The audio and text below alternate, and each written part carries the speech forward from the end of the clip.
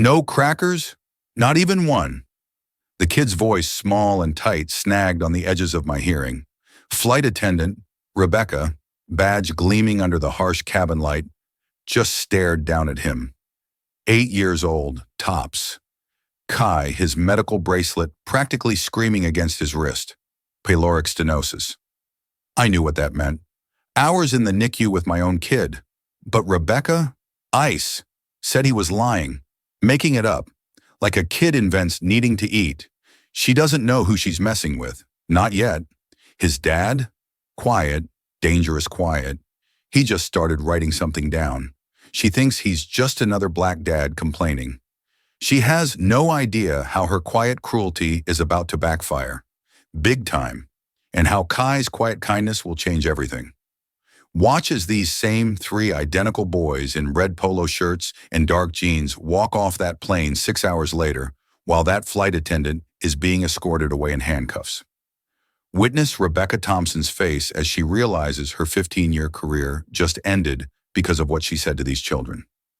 See Captain Rivera losing her wings as security removes her from the cockpit she's called home for 15 years. But here's the twist that nobody saw coming. That quiet father walking protectively beside his sons. He doesn't just have money, he owes the entire airline. Those three boys Rebecca insulted their miracle babies who survived 8 years of their parents' infertility struggles. That sick child she refused to feed. He nearly died twice before his first birthday from a condition that required the very food Rebecca denied him. Rewind 6 hours to see how this nightmare began. 3 innocent children boarded Skyline Airlines Flight 447 for what should have been the adventure of their lives. Instead, they encountered discrimination so shocking, medical neglect so cruel, that it would expose the ugly truth about how black families are still treated in first-class cabins. Welcome back to Black and Bruised Stories. If you're new here, you've just joined a community dedicated to truth, justice, and survival. Show some love by clicking the like and subscribe button. Before we dive deeper into this story, drop a comment where you are watching from and what time it is for you right now. This is the story of Marcus Williams, tech billionaire worth $2.3 billion, watching flight attendants torture his miracle children at $30,000 fee. Prepare yourself for a journey that will make your blood boil, break your heart, and restore your faith in justice when a father's love collides with unlimited power. These are the Williams triplets, Jaden, Kai, and Zion. 8 years old, identical in everything except one medical condition that would turn a family vacation into a fight for their children's dignity and survival. Understand this. Marcus and Serena Williams didn't just want children. They act for them with every fiber of their being for 8 long, torturous years. Imagine the countless doctor's appointments, the failed IVF treatments, the miscarriages that shattered their hearts into a million pieces. Feel Serena's tears as she held negative pregnancy test after negative pregnancy test, while Marcus built his tech empire partly to escape the pain of their empty nursery. For 8 years, Marcus poured his grief into code, creating algorithms that would eventually make him a billionaire. For 8 years, Serena decorated and redecorated a nursery that remained heartbreakingly empty. Their marriage nearly crumbled twice under the weight of their shared sorrow. Friends stopped inviting them to baby showers. Family members learned not to ask about grandchildren. Then, miracle of miracles, the IVF worked. Not one baby, but 3. Picture Serena's ultrasound at 8 weeks. The technician's gasp of surprise. Marcus fainting in the chair beside her. 3 heartbeats, 3 perfect little lives growing inside the woman who had waited longer than most to become a mother. But their joy turned to terror when the boys arrived. Jaden came first, healthy and screaming. Zion followed 2 minutes later, perfectly pink and breathing. Then came Kai, silent and blue. Witness the nightmare that followed, emergency surgery at 6 weeks old for pyloric stenosis, a condition where the stomach muscle thickens and blocks food from entering the small intestine. For weeks, tiny Kai couldn't keep anything down. Imagine Marcus and Serena taking shifts in the NICU, watching their miracle baby fight for his life. The doctors explained that Kai would need to eat small amounts frequently for the rest of his life or risk violent vomiting that could be life-threatening. They nearly lost him twice before his first birthday. Now 8 years old, the triplets are Marcus and Serena's entire world. Jaden, the natural leader with his father's sharp mind and protective instincts, Zion, the peacemaker who inherited his mother's gentle heart and gift for reading emotions. And Kai, the gentle soul who survived so much pain as a baby, is now wearing a medical bracelet that explains his condition to anyone who needs to know. This Friday morning in September, Marcus Williams, founder and CEO of Williams Tech Industries, worth $2.3 billion, is taking his Miracle Boys on their first business trip, their destination, Los Angeles, to tour his newest acquisition, Williams Aerospace. But more than that, this trip represents Marcus sharing his success with the three boys he and Serena waited 8 years to hold. Picture the scene at Chicago O'Hare Airport. Marcus, 42 years old, dressed in his signature black business suit, walking through the terminal with three identical boys in white polo shirts and dark jeans. Passengers stop and stare at the adorable triplets, each carrying a small backpack with their name embroidered on it. Jaden walks closest to his father, already showing signs of the businessman he might become. Zion holds Kai's hand, a gesture so natural it brings tears to strangers' eyes. And Kai, despite his medical challenges, beams with excitement about seeing real airplanes up close.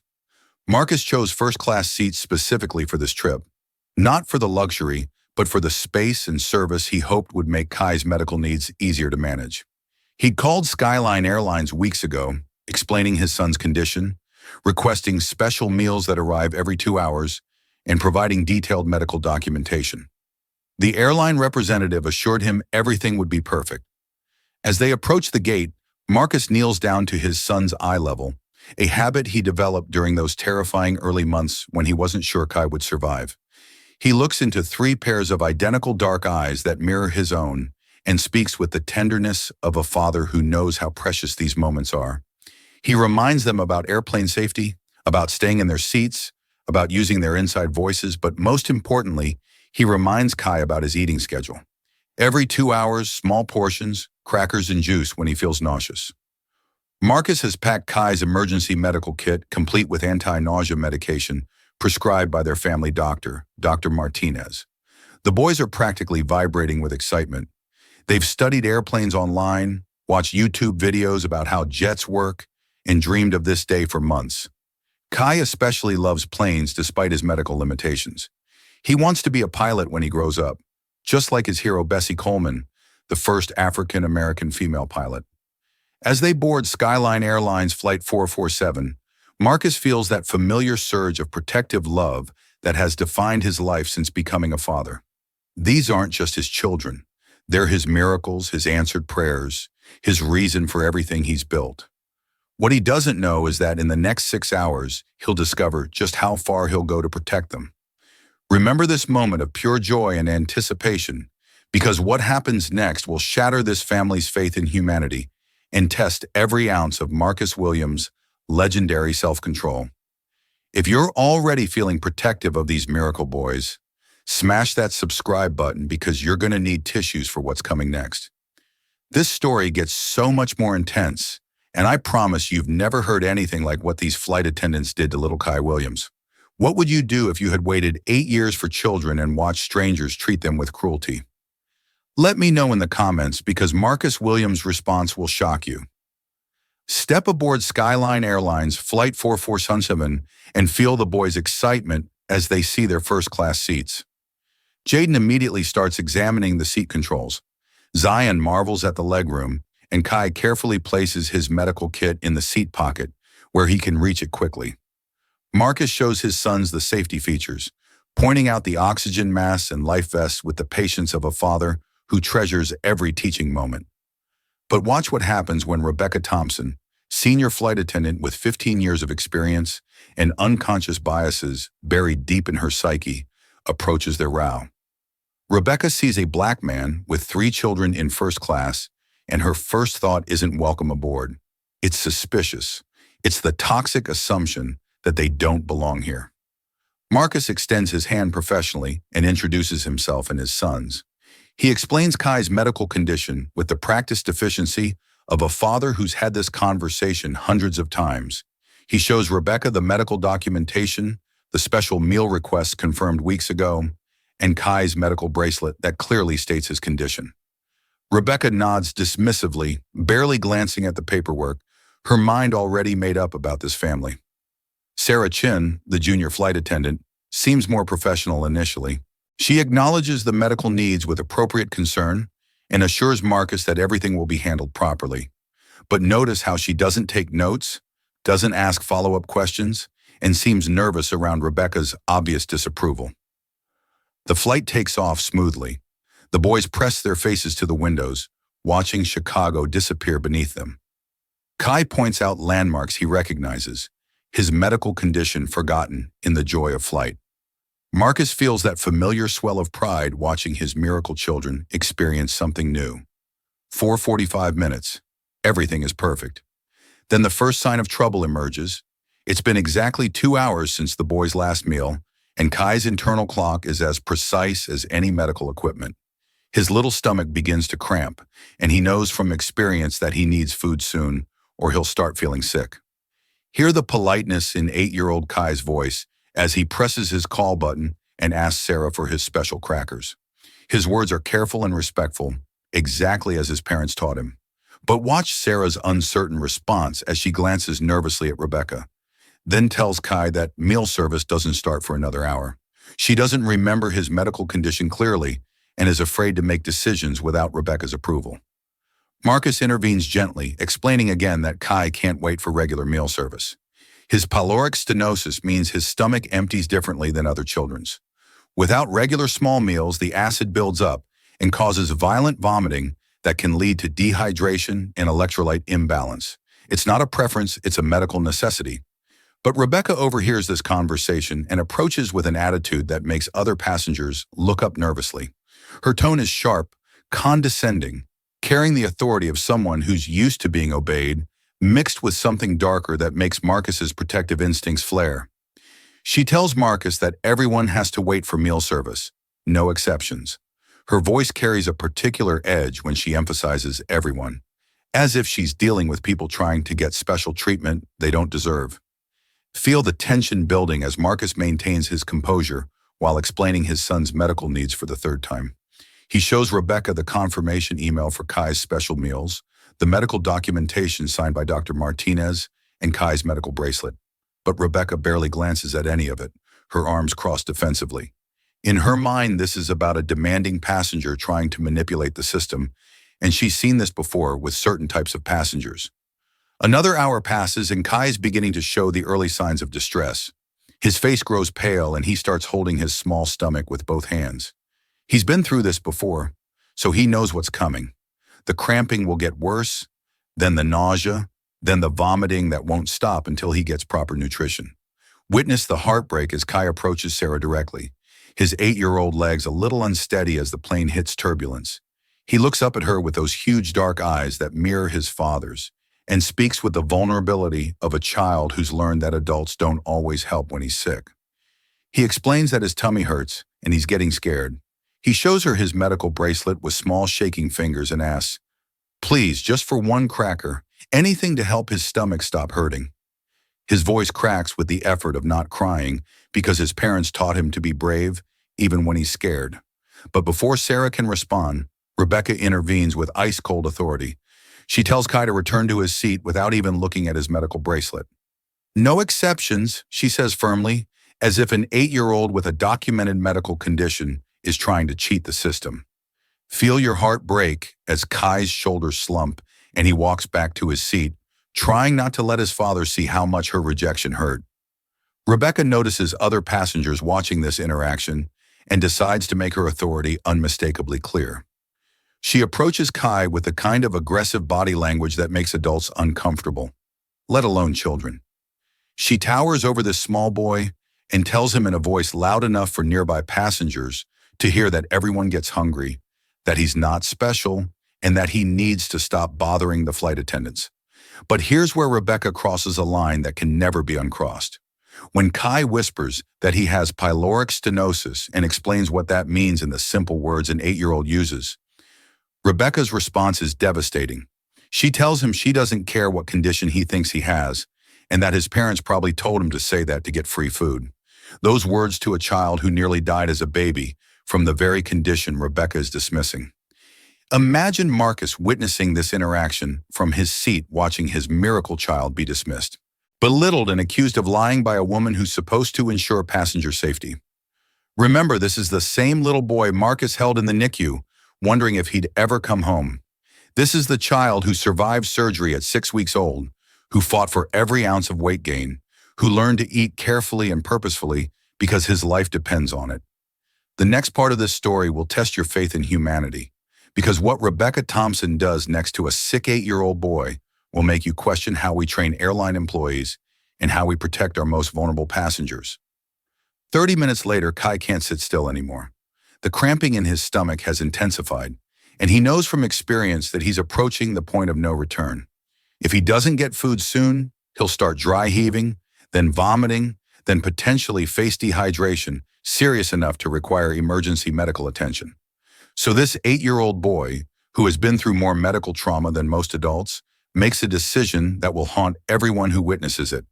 He gets up from his seat, walks down the aisle to where Rebecca is preparing meal carts, and does something that no child should ever have to do. Prepare yourself for this image because you'll never forget it. Little Kai Williams, wearing his white polo shirt and dark jeans, drops to his knees in the airplane aisle. He looks up at Rebecca Thompson with tears threatening to spill from his eyes and begs this grown woman for just one cracker to help his sick stomach. His words are burned into the memory of every passenger who witnessed them. Please, ma'am, just one cracker. I promise I'll be good. I don't want to throw up on the plane. Please help me. This child who survived surgery as a baby, who fights a medical condition every single day, who has never asked for anything he didn't desperately need, is kneeling in an airplane aisle, begging for food that could prevent a medical emergency. And Rebecca Thompson's response, she tells this child to get up because he's causing a scene and embarrassing his father. She turns her back and walks away, leaving 8-year-old Kai kneeling on the airplane floor, abandoned and afraid. Witness the exact moment Marcus Williams sees his miracle child begging for medical care. The same child he and Serena waited 8 years to conceive. The same child who nearly died twice before his first birthday. The same child whose every meal is carefully planned to prevent exactly this kind of crisis. Marcus doesn't explode. He doesn't yell. He doesn't make threats. Instead, something far more dangerous happens. The billionaire tech mogul who built an empire through calculated intelligence begins to plan. He starts taking notes. He begins recording conversations, and he makes a phone call that will change everyone's life on this plane. But first, he tends to his son, because before he's a CEO, before he's a billionaire, before he's anything else, Marcus Williams is a father who will move heaven and earth to protect his miracle children.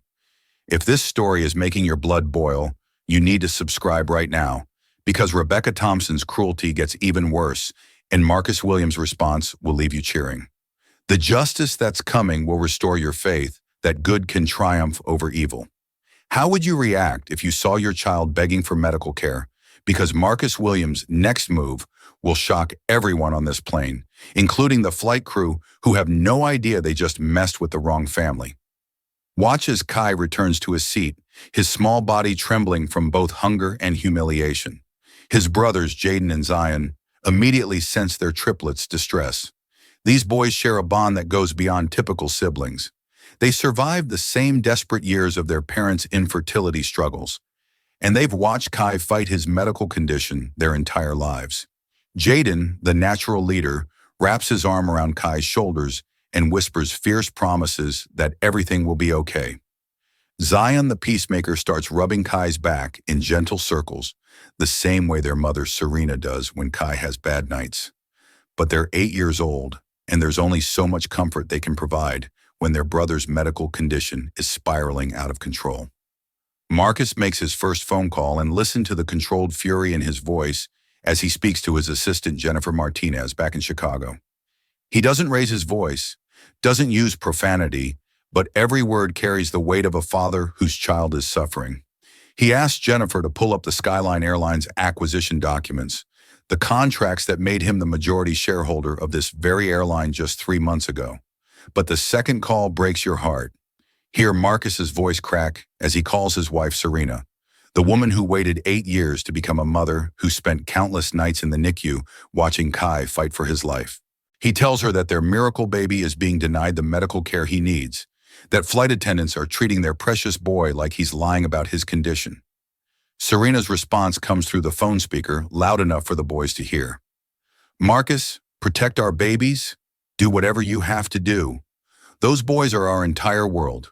Her voice carries the fierce love of a mother who knows exactly what it costs them to have these children and exactly how much Kai has already suffered in his short life.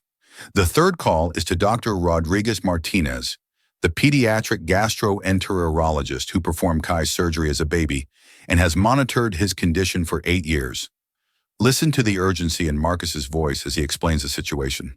His son hasn't eaten in 4 hours, is showing signs of distress, and airline staff are refusing to provide the medically necessary meals that were pre-ordered and confirmed. Dr. Martinez's response is immediate and terrifying. Kai is approaching a medical emergency. Children with pyloric stenosis who go too long without eating can develop severe dehydration, electrolyte imbalances, and metabolic acidosis. The doctor demands to speak directly to the flight crew to explain the medical necessity of immediate feeding. But when Marcus approaches Rebecca with the phone, asking her to speak with Kai's doctor, Rebecca's response reveals the true depth of her prejudice and cruelty. She refuses to take the call. She tells Marcus that she's not going to be manipulated by made-up medical emergencies. She accuses this billionaire father of coaching his child to fake a condition for special treatment. Feel the moment when Rebecca Thompson seals her fate, because in that instant, she doesn't just dismiss a child's medical needs. She accuses a family that has survived 8 years of infertility, multiple surgeries, and countless medical appointments of lying about their son's life-threatening condition. Meanwhile, Kai's condition deteriorates rapidly. Witness what happens when a child with pyloric stenosis goes too long without eating. First, the stomach cramps intensify until Kai is doubled over in his seat, tears streaming down his face. Then comes the dry heaving, his small body convulsing as his empty stomach tries to expel acid that has nowhere to go. Other passengers begin to notice and express concern. A woman who is a pediatric nurse offers to help, but Rebecca blocks her access to Kai, claiming that allowing unauthorized medical intervention violates airline policy. A businessman in seat 2A starts filming Rebecca's behavior on his phone, documenting evidence that will soon be crucial. Observe the exact moment when Kai's condition becomes a full medical emergency. He starts vomiting bile, his body going limp with dehydration. His medical bracelet catches the light as his small hand falls to his side. The engraved words, "pyloric stenosis, frequent feeding required," visible to everyone except the flight attendants who refuse to look. Jaden and Zion are crying now, scared for their brother and confused about why the adults won't help. They've seen Kai sick before, but never like this. Never when help was available, but being deliberately withheld. They keep asking their father to make the flight attendants give Kai food, not understanding that their father is fighting a battle against prejudice and cruelty. Marcus makes a fourth call, this one to his head of security, instructing him to have medical personnel standing by at LAX and to prepare legal documentation for multiple lawsuits. His voice remains calm, but other passengers can see the barely controlled rage in his eyes as he watches his miracle child suffer. Then something beautiful happens that will restore your faith in humanity. A passenger in seat 1C, an elderly black woman named Dorothy Washington, approaches Marcus with tears in her eyes. She's a retired nurse who raised 5 children and can't stand watching Kai suffer. She tells Marcus she has crackers in her purse and asks if she can give them to Kai. But when Dorothy tries to offer Kai her crackers, Rebecca physically interposes herself between them. She tells this grandmother that she cannot provide food to another passenger, that it violates FAA regulations, and that she needs to return to her seat immediately. Witness the moment when an entire airplane full of passengers realizes they're watching a child being tortured by airline employees. Captain Rivera finally receives word that there's a medical emergency in first class. When she arrives and sees Kai's condition, her training kicks in immediately. She orders Rebecca to bring any available food for the child, but Rebecca protests, claiming that making exceptions will encourage other passengers to fake medical conditions. That's when Captain Rivera makes the call that will define her career. She tells Rebecca that she's ordering her to provide food for a child in medical distress, and if she refuses, She'll have her arrested for child endangerment the moment they land. Rebecca reluctantly brings crackers, but the damage is done. Kai has been suffering for hours when relief could have been provided immediately. As Kai slowly sips apple juice and nibbles crackers, his color gradually returning, Captain Rivera pulls Marcus aside for a private conversation that will change everything. She's reviewed the passenger manifest and realizes who she's been dealing with. Marcus Williams isn't just any concerned father. He's the new majority owner of Skyline Airlines. Prepare yourself for what happens next, because Captain Rivera's realization that she and her crew have been torturing the children of their new boss is just the beginning. Marcus Williams hasn't revealed his identity yet, but he's been documenting every moment of discrimination and medical neglect his sons have experienced. The turning point isn't just that Marcus owns the airline, it's that he's been watching his employees demonstrate exactly the kind of prejudice and cruelty he spent his entire career fighting against. And now he has the power to do something about it. This story is about to explode into a confrontation that will leave you cheering for justice. Subscribe now, because Marcus Williams is about to reveal who he really is, and Rebecca Thompson's world is about to come crashing down in the most satisfying way possible. What would you do if you discovered that your employees had tortured your children? Because Marcus Williams' response will redefine what justice looks like at 30,000. Witness the moment when everything changes on Skyline Airlines Flight 447. Captain Rivera approaches Marcus with the recognition dawning in her eyes, her face pale with the realization of what has just happened under her command.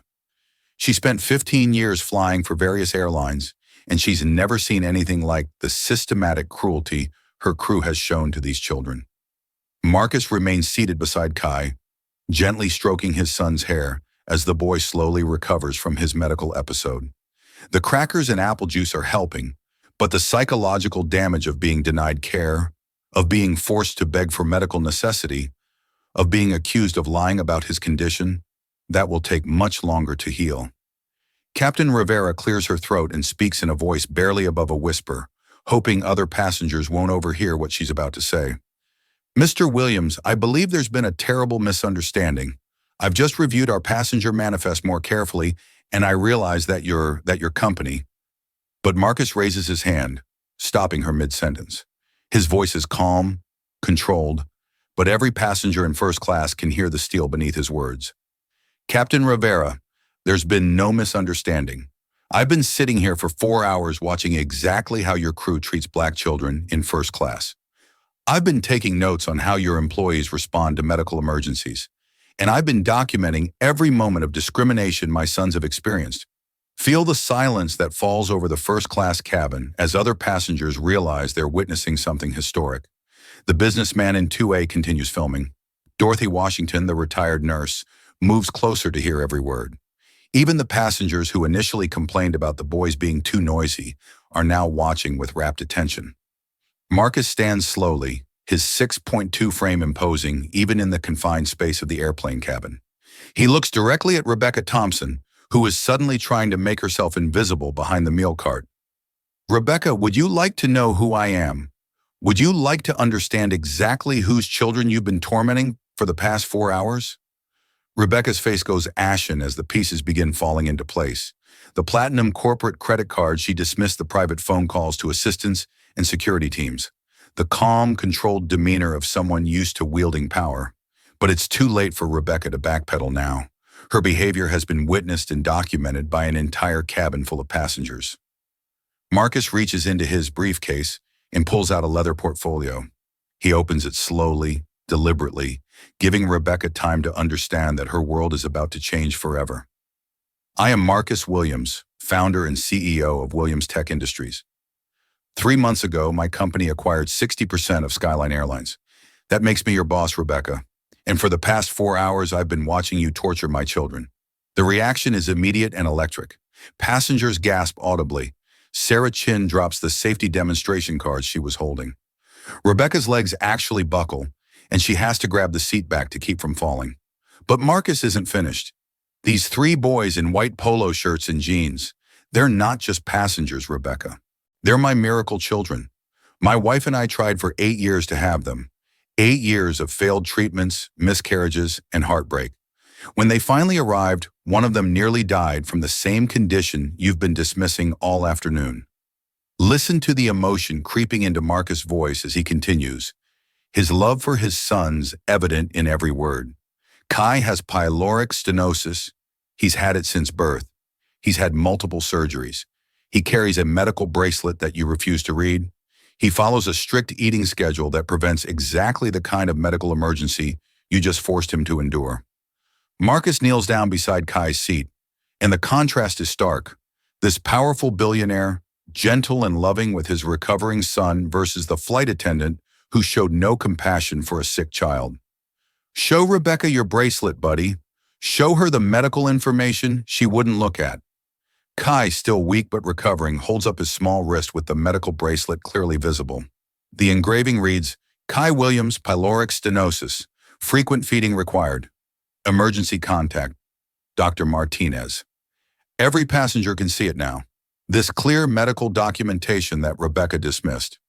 Rebecca, my 8-year-old son, got on his knees in this aisle and begged you for food that could prevent a medical emergency. He showed you his medical bracelet and explained his condition in his own words. And you told him you didn't care what condition he thought he had and accused his parents of coaching him to lie. The shame on Rebecca's face is visible to everyone. But Marcus continues with the methodical precision of a man who has built an empire through careful planning and execution. Sarah, you're the junior flight attendant, but you're also responsible for passenger safety. You saw a child in medical distress and did nothing because you were afraid to contradict Rebecca's authority. Sarah starts crying quietly, finally understanding the magnitude of what she allowed to happen through her inaction. Marcus's voice remains measured, but there's steel in every word. I don't want apologies. I want accountability because what you've done today isn't just poor customer service. It's discrimination. It's medical neglect. And it's exactly the kind of systemic prejudice that my company will no longer tolerate. Observe the ripple effect throughout the cabin as Marcus's words sink in. Other passengers are nodding in agreement, some filming with their phones, others openly crying as they fully understand what these children have endured. The elderly woman, Dorothy, speaks up with the moral authority of someone who has lived through decades of discrimination. I've never seen anything like what I witnessed today. That flight attendant should be ashamed of herself. But Marcus saves his most devastating words for last, and they're delivered with the quiet authority of someone who has the power to back up every promise he makes. Rebecca, in 15 minutes, this plane will land at LAX. When we deplane, you'll find security officers waiting to escort you from the premises. Your employment with Skyline Airlines is terminated immediately. Rebecca tries to protest to claim that she was just following procedures, but Marcus cuts her off with surgical precision. The procedures were clear, Rebecca. Accommodate passengers with medical needs. Provide requested meals for documented conditions. Treat all passengers with dignity and respect. You violated every one of those procedures because you saw a black father with 3 black children in first class and decided we didn't belong there. Sarah, you're suspended pending a full investigation.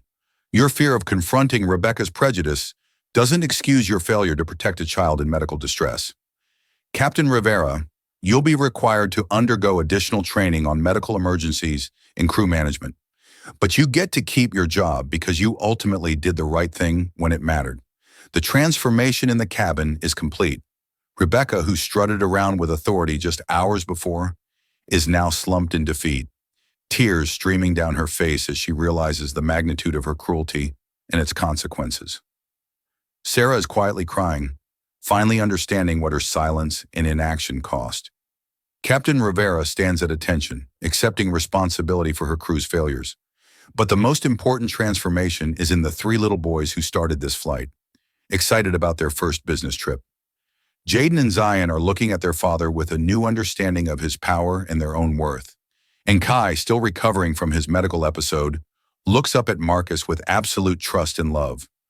Prepare yourself for the conclusion of this story, because we're about to see what real justice looks like when a father with unlimited resources decides to protect his miracle children. The aftermath of this flight will change airline policies and careers and prove that sometimes good really does triumph over evil. If you're cheering for Marcus Williams right now, smash that subscribe button because the ending of this story will leave you with tears of joy and a restored faith that parents will move mountains to protect their children. What's the most powerful thing someone has ever done to protect their children? Because Marcus Williams isn't finished yet, and what he does next will create ripple effects throughout the entire aviation industry. Experience the final 15 minutes of Flight 447 as Marcus Williams transforms from passenger to protector to the architect of systematic change. The plane is beginning its descent into Los Angeles, but the real journey, the one toward justice and accountability, is just beginning. Marcus returns to his seat beside his sons and witness the gentle way he checks on each of them. He touches Kai's forehead to check for fever, asks Jaden how he's feeling about what he witnessed, and wraps Zion in a hug when he sees tears in his youngest son's eyes. Because before everything else, Marcus is a father, and his children's well-being comes before any corporate power or public justice. But while he comforts his sons, Marcus is also orchestrating a response that will echo throughout the aviation industry. Listen to the phone calls he makes in rapid succession. First, to his head of legal affairs, instructing her to file federal discrimination complaints with the Department of Transportation. Second, to his head of human resources, demanding a complete review of hiring and training practices at Skyline Airlines. Third, to his public relations team, preparing a statement about the systemic changes coming to the airline industry. The other passengers watch this display of power with fascination and approval. They've witnessed something extraordinary. Not just wealth being used for revenge, but justice being methodically constructed in real time. Dorothy Washington, the retired nurse, approaches Marcus with tears in her eyes and tells him that watching him protect his children has restored her faith in fatherhood. As the plane touches down at LAX, observe the scene waiting on the tarmac. Security officers, medical personnel, and news crews have gathered because Marcus's team works with the same efficiency that built his tech empire. Rebecca Thompson will not simply lose her job, she'll face the full consequences of discriminating against children and endangering a child's health. But Marcus saves his most important words for his sons. As they prepare to deplane, he kneels down to their eye level one more time, looking into 3 pairs of identical dark eyes that mirror his own. His voice is gentle but firm as he explains what just happened in terms his 8-year-old boys can understand. Jaden, Kai, Zion, I want you to listen to me carefully. What happened to you today was wrong. Adults are supposed to protect children, not hurt them. You did nothing wrong. You were polite, respectful, and brave, especially you, Kai, when you weren't feeling well. Hear the wisdom in his next words, the lesson that will shape these boys for the rest of their lives. Sometimes people will treat you differently because of how you look or because they have wrong ideas about who belongs where. But you belong everywhere your mind and your heart can take you. And when you grow up, you use your power to make sure no other children go through what you went through today. The boys nod solemnly, absorbing this lesson in dignity, justice, and responsibility. They've witnessed their father's power, but more importantly, they've seen him use it to protect them and to create change that will help other children. As they walk off the plane, witness the scene that opened our story, but now you understand its full meaning. Marcus Williams and his 3 sons in white polo shirts and dark jeans, walking past Rebecca Thompson as she's escorted away by security. Past Sarah Chin, who's crying as she realizes her career in aviation is over. Past Captain Rivera, who will spend months undergoing additional training to ensure this never happens again. But the story doesn't end with the firing of airline employees. Follow the ripple effects in the weeks that follow Flight 447. Marcus Williams announces sweeping changes to Skyline Airlines policies, hiring practices, and training programs. He establishes the Miracle Children Foundation, dedicated to supporting families dealing with infertility and children with medical conditions who face discrimination. Kai Williams becomes the young face of pyloric stenosis awareness, helping other families understand the condition and advocate for their children's needs. His gentle spirit and articulate explanation of his medical condition in interviews helps educate thousands of people about this serious but manageable condition. Rebecca Thompson's termination becomes a case study in airline training programs nationwide. Her behavior is used as an example of how unconscious bias can escalate into discrimination and child endangerment. She faces federal charges for violating the civil rights of passengers and endangering a child's health. Sarah Chin eventually finds work at a smaller airline after completing extensive training on discrimination and medical accommodations. She speaks publicly about her failure to advocate for Kai and becomes an unexpected voice for change in airline customer service training. Captain Rivera keeps her job and becomes one of Skyline Airlines' most effective trainers for crew members learning to handle medical emergencies and discrimination complaints. Her decision to ultimately do the right thing even late in the crisis saves her career and makes her a better leader. But the most important changes happen in the Williams household. Imagine the scene when Marcus returns home with the boys that evening. Serena Williams, the mother who waited 8 years to hold these children, wraps them in hugs that last forever. She listens to their story with tears streaming down her face, proud of their bravery and heartbroken that they had to endure such cruelty. 6 months later, observe the Williams family boarding another Skyline Airlines flight. But this time, the experience is completely different. The flight crew has been trained on medical accommodations, cultural sensitivity, and the importance of treating every passenger with dignity. Kai's special meals arrive exactly on schedule. The flight attendants check on him regularly, not with suspicion, but with genuine care for his well-being. The boys are older now, more aware of the world's complexities, but also more confident in their own worth. They know that their father's money didn't make them special. Their parents' love, their own character, and their responsibility to others made them special. The money just gave them the power to create change. During this flight, Kai approaches the flight attendant, a young woman named Maria Rodriguez, who has been specially trained on medical accommodations. He shows her his medical bracelet, explains his condition with the confidence of a child who knows his needs are valid, and receives the care he requires with dignity and respect. Witness the moment when Kai looks out the airplane window and tells his father he still wants to be a pilot when he grows up. Despite everything he's been through, despite the discrimination and medical challenges, his dreams haven't dimmed. If anything, they've grown stronger because he knows he'll use his position to make flying safer and more welcoming for every child. The story of Flight 447 becomes a legend in aviation circles, business schools, and civil rights organizations. It's taught as a case study in how systemic discrimination operates, how power can be used for justice, and how one family's courage to fight back can create changes that protect countless others. Marcus Williams never sought fame from this incident, but he uses the attention to advocate for broader changes in how businesses train employees, handle discrimination complaints, and accommodate customers with medical needs. His testimony before Congress leads to new federal requirements for airline staff training and passenger protection. The Williams triplets grow up knowing their story mattered, that their experience on that plane led to meaningful change. They understand that being treated with dignity isn't something they have to earn. It's something they deserve simply for being human. And every time they fly, every time they see a child being treated with kindness and respect by airline staff, they know that their painful experience created something beautiful, a world where no child has to beg for medical care, where no family faces discrimination alone, and where justice isn't just for the wealthy and powerful. The final image of our story brings us full circle. Picture the Williams family arriving at their destination, walking through the airport with their heads held high. 3 boys in white polo shirts and dark jeans, flanked by parents who fought for them, surrounded by a world they helped make a little bit better. Because that's what real power looks like.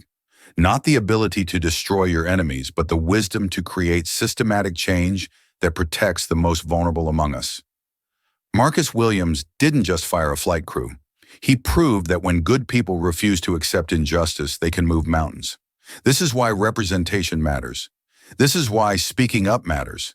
This is why using your privilege to protect others matters. The Williams triplets learned all of these lessons at 30,000 FT, and they'll carry them for the rest of their lives.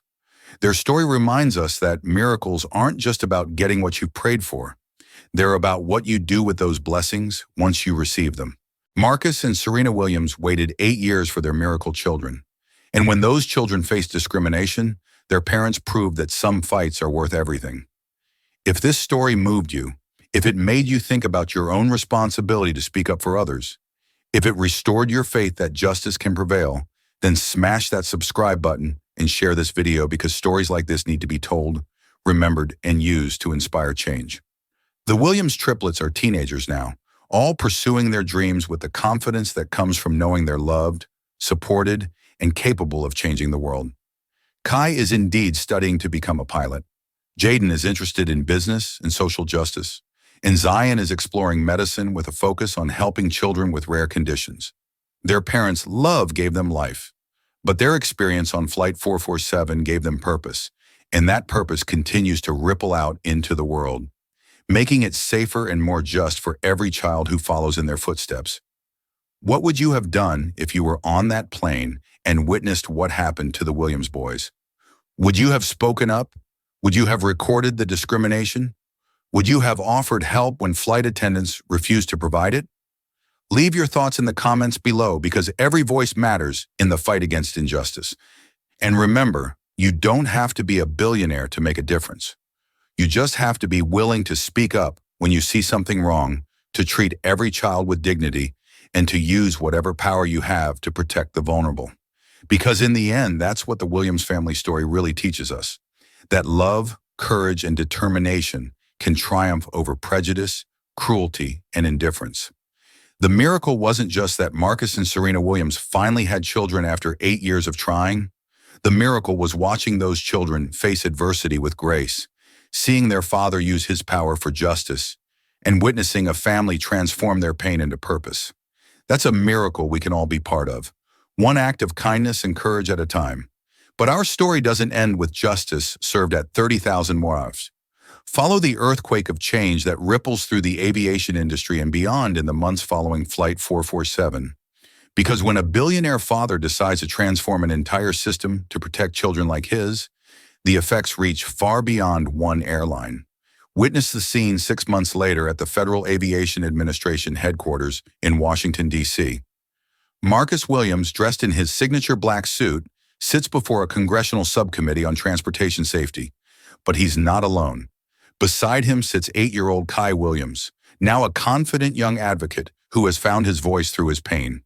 Listen as Kai explains his medical condition to senators and representatives in words that are both simple and powerful. My name is Kai Williams, and I have something called pyloric stenosis. It means my stomach is different, and I need to eat small amounts of food every 2 hours, or I get very sick. On the airplane, I showed the flight attendant my medical bracelet and asked for help, but she told me she didn't care about my condition and that I was lying. The room is silent as this articulate child continues. I had to get on my knees and beg for one cracker while I was getting sicker and sicker. No child should ever have to do that. That's why my daddy and I are here today, so no other kids like me have to go through what I went through. Observe the faces of the legislators as they realize they're not just hearing about policy changes. They're listening to a child who survived systematic discrimination and medical neglect. Senator Maria Rodriguez wipes tears from her eyes as she asks Kai about his dreams for the future. I still want to be a pilot, Kai says with the determination that has carried him through surgery, medical challenges, and now advocacy. But when I grow up and fly planes, I'm going to make sure every child feels safe and welcome, no matter what they look like or what medical conditions they have. The result of this testimony is the Williams Act for Passenger Protection, groundbreaking legislation that requires comprehensive discrimination training for all airline employees, mandatory medical accommodation protocols, and federal oversight of airline responses to passenger complaints involving children and medical needs. But follow the story deeper because the changes go beyond legislation. Step inside the Rebecca Thompson Community Center in South Los Angeles, a facility funded by the Williams Foundation and built in the neighborhood where Rebecca grew up. Yes, the same Rebecca Thompson who tormented the Williams children now has a community center named after her. But not for the reasons you might expect. Discover the twist that will restore your faith in redemption. After losing her job and facing federal charges, Rebecca Thompson spent 6 months in court-ordered counseling to address her implicit biases and discriminatory behavior. But something profound happened during those sessions. She began to understand the deep-seated prejudices that had shaped her actions, the assumptions she'd made about who belonged in first class, and the devastating impact of her cruelty on a sick child. Witness Rebecca's transformation as she volunteers at the very community center named after her. Working with children from underprivileged backgrounds who dream of careers in aviation, she teaches them about airline safety, helps them with homework, and most importantly tells them her story, not as a victim, but as someone who learned the hard way that prejudice hurts everyone it touches. I was the flight attendant who refused to help Kai Williams. She tells a group of 10-year-olds during story time. I let my wrong ideas about who belonged where stop me from seeing a sick little boy who just needed help. I want you to learn from my mistake. Always treat everyone with kindness, no matter what they look like or where they come from. The children listen with wide eyes, not knowing they're hearing from someone whose story has become a cautionary tale taught in diversity training programs across the country. But they understand the lesson that everyone deserves dignity and respect. Experience the emotional moment when Marcus Williams visits the community center for its grand opening. He brings Jaden, Kai, and Zion with him, now 9 years old and even more inseparable than before. When the boys see Rebecca reading to children in the corner, there's a moment of recognition that could go either way. But witness what happens next, a scene that will move you to tears. Kai approaches Rebecca slowly, his brothers flanking him for support. He looks up at the woman who once made him beg for food and speaks with the wisdom of a child who has learned forgiveness. "Miss Rebecca," he says quietly, "my daddy told me you help kids here now. I'm glad you learned to be kind."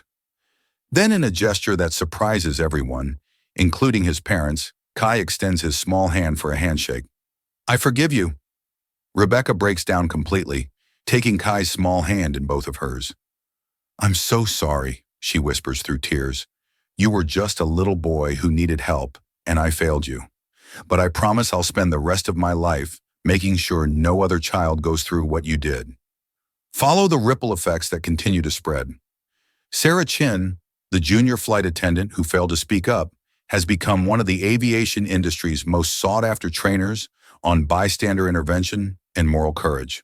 She travels to airlines across the country, teaching employees that silence in the face of discrimination makes them complicit. "I watched a child suffer because I was afraid to contradict my supervisor," she tells groups of flight attendants during training sessions. "My silence allowed Rebecca's prejudice to nearly kill an 8-year-old boy." Never let fear of confrontation stop you from protecting a passenger, especially a child. Captain Rivera has risen to become Skyline Airlines Director of Safety and Inclusion, overseeing the most comprehensive anti-discrimination training program in the aviation industry. Every new hire at Skyline Airlines learns about Flight 447, about the Williams family, and about their personal responsibility to treat every passenger with dignity. The final lesson of Flight 447 isn't just about discrimination or medical advocacy or even justice. It's about the power of families who refuse to let their suffering be meaningless, who transform their trials into triumph, not just for themselves, but for every family who comes after them. As the plane begins its descent into Los Angeles, picture the Williams family walking through LAX, not as the traumatized passengers they once were, but as the advocates, change-makers, and symbols of hope they've become. Behind them walk 12 other families, all confident that their children's medical needs will be respected, all protected by the changes one family's courage created. That's the true miracle of the Williams triplets. Not just that they survived 8 years of their parents' infertility struggles. Not just that Kai overcame his medical challenges, but that they used their experience to build a world where no child has to beg for dignity, where no family faces discrimination alone, and where justice extends beyond the wealthy and powerful to protect every vulnerable person who needs an advocate. The story of Flight 447 will be told for generations, not just as a tale of discrimination overcome, but as proof that when good people refuse to accept injustice, when families stand together in the face of adversity, and when individuals use their power to protect the vulnerable, they really can change the world. And somewhere in that LAX terminal, walking confidently toward their next adventure, 3 teenage boys in matching t-shirts that read, "Miracle Children Foundation," carry forward a legacy that started with their parents' 8-year wait for them and continues with their own commitment to ensuring that every child, regardless of race, medical condition, or family circumstances, has the right to be treated with dignity, respect, and love. That's not just a story, that's a movement. And it all started with three 8-year-old boys, a father's love, and the understanding that some fights are worth everything because they protect everyone who comes after you. Until we see you again.